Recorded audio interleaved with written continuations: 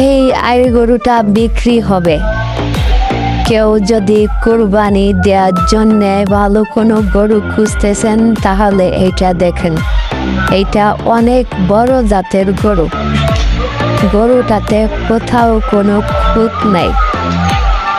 কেউ যদি কিনতে চান স্ক্রিনে দেয়া নাম্বার থাকবে, যোগাযোগ করুন।